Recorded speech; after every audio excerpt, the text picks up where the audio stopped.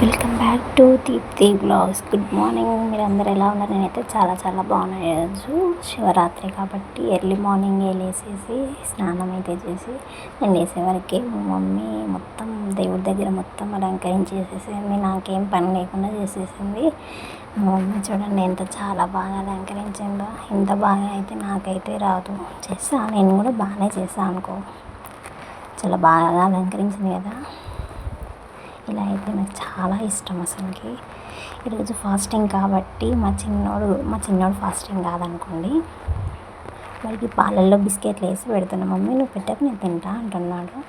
నేనేమో చాయ్లో మురుకులు వేసేసుకొని తినేస్తున్నాను.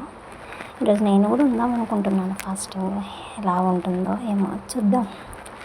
ఆఫ్టర్నూన్ అయ్యే వరకు ఫేస్ అంతా ట్యాన్ అయిపోయింది.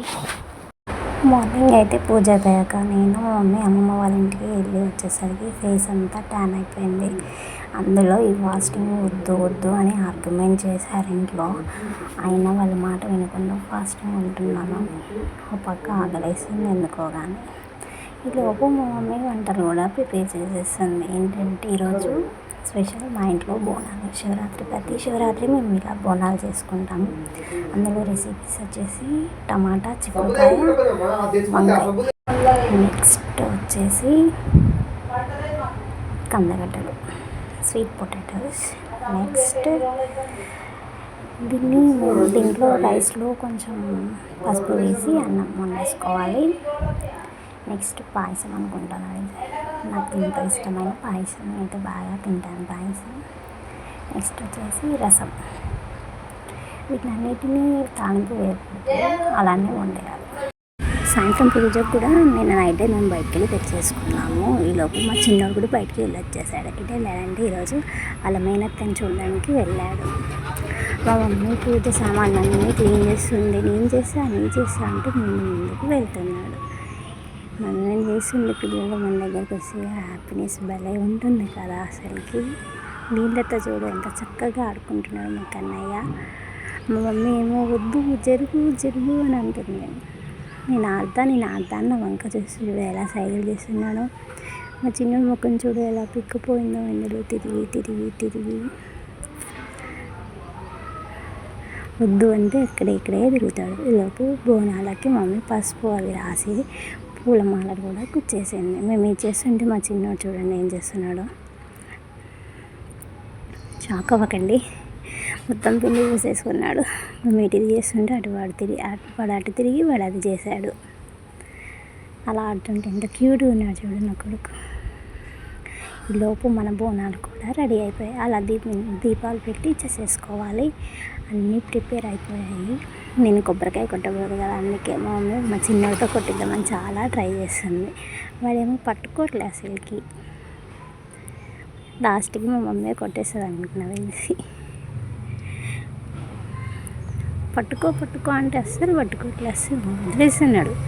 నేనేమో కొట్టకూడదు, నాకేమో 6th month. అందుకని ఈసారి టెంపుల్ కూడా వెళ్ళలేదు. అంత హ్యాపీగా చేసుకుంటుంటే ఒకటే సాడ్.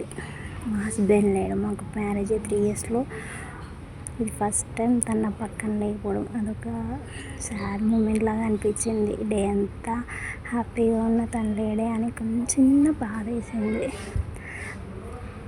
లోపు మా మమ్మీ అక్కడ నుండి దీపం కూడా పెడుతుంది. అదే జాగార దీపం వెలిగిస్తుంది.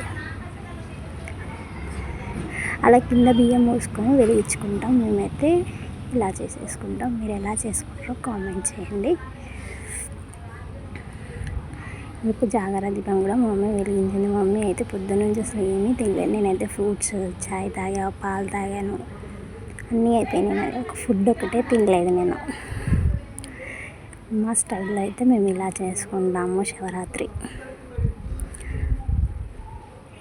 తెలంగాణ స్టైల్లో కూడా ఇలానే చేసుకుంటారు. ఆంధ్రాలో ఎలా చేసుకుంటారో నాకు తెలీదు.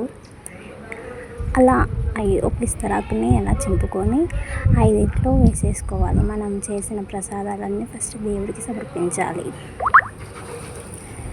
అందులో ఇష్టమైంది ఏంటి అంటే నాకు పాయసమును చిక్కుడుకాయ కర్రీ. చిక్కుడుకాయ కర్రీ అంటే నాకు చాలా ఇష్టం. కానీ దీనిని పొయ్యి మీద పెట్టి తాలింపు వేయకూడదు.